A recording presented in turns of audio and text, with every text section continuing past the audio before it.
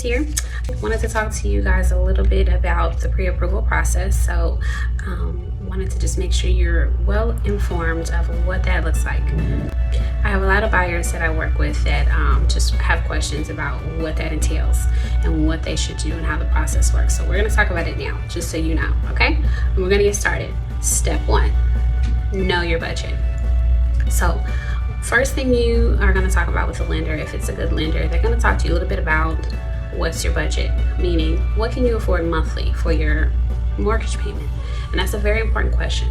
So make sure before you talk to a lender, you know that number, whether it's you purchasing a property on your own or you're purchasing a property with your significant other. Make sure you have that number in place. It's very important that you are telling the bank what you can afford versus them telling you what you can afford. So make sure you're just on top of what your numbers are. Know your numbers, know your budget. And if you're married, make sure that you are keeping in mind that at any point in time, if something were to happen to you or your spouse, that you'd be able to carry the mortgage on your own.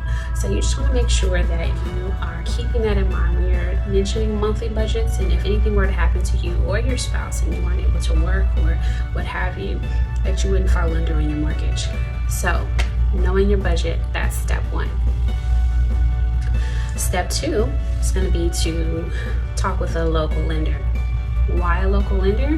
There's many reasons why, and I hear a lot of buyers say, oh, I have a lender I'm working with already, or I just want to go through my bank, and that's totally okay. But you want to make sure that you are keeping an open mind when it comes to that.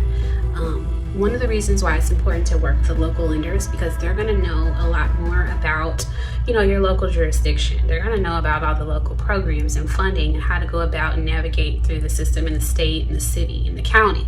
So it's very important that you work with a lender that is, local to the area that you want to live in. So keep that in mind. Not to mention, they're going to be able to close a lot sooner. So when you're thinking of somebody who's going to be more hands-on, when you're putting an offer in, someone who's going to be able to help you close a lot sooner, which is more attractive to the seller. So very important. Also, availability. That's a big deal. Okay, lenders that are local are more than likely going to be available on nights and weekends. So keep that in mind. When you're dealing with a big bank, you may not reach them on the weekend, and you may need to have your pre-approval updated. You may have questions. Anything can happen. So I urge you to try to work with a local lender, at least hear them out. It's not going to hurt you to have more than one, take on it. So definitely reach out to the local lenders. And, that's very important, flexibility with closing. So make sure you are comparing who you're working with lender-wise. It's going to help you out in the future, especially with your offer.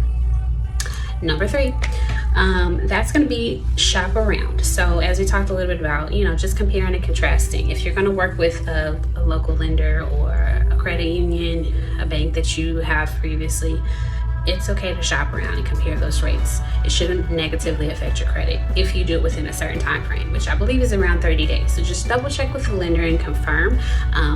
But that is something that a lot of buyers don't realize, is that you can shop around for mortgage rates. You have that 30-day window, as long as you do it within, take a week or two and go ahead and call a couple of lenders and shop around for rates. Don't spread it out too far. But you do have that time frame where it shouldn't negatively affect your credit. So keep that in mind. So that's number 3. Number 4 would be just, there's misconceptions behind the pre-approval and how long it lasts. Most buyers don't realize the pre-approval will last for maybe up to 3 months, and there's a possibility for extensions. So talk with your lender specifically on, when does this pre-approval expire? These are things you want to know, because especially in a market like this, there's potentials that you'd be looking over an extended period of time. So make sure that you ask lots of questions, compare those rates, look for a local lender, and know your budget. It's very, very important for you to know what you're getting yourself into. So like I said, I'm a licensed realtor in the state of New Jersey and Pennsylvania, and I wanted to just make sure you guys are aware of the pre-approval process, what it entails, and what information should you have before you get started. And make sure you get started with that before you start to look for properties. It's very important, especially in a market like this, that you have your budget in place. You're not looking at properties that you can't afford. You don't want to waste your time in that way. You don't want to get attached to a property that you cannot buy. So start shopping around. You do have that time. You do have that 3-month time frame with possible extensions. So just make sure you ask lots of questions and have a realtor that's gonna inform you and help you through the process, and you should be okay. All right, guys, so if you have questions, you can reach me on Instagram or Facebook. You can go to my website, yjshomes.net, or you can give me a call or email me. My information is going to be on the bottom of the screen. And good luck to you all. If you're looking to buy or sell, you can hit me up. But otherwise, good luck to you and your home search.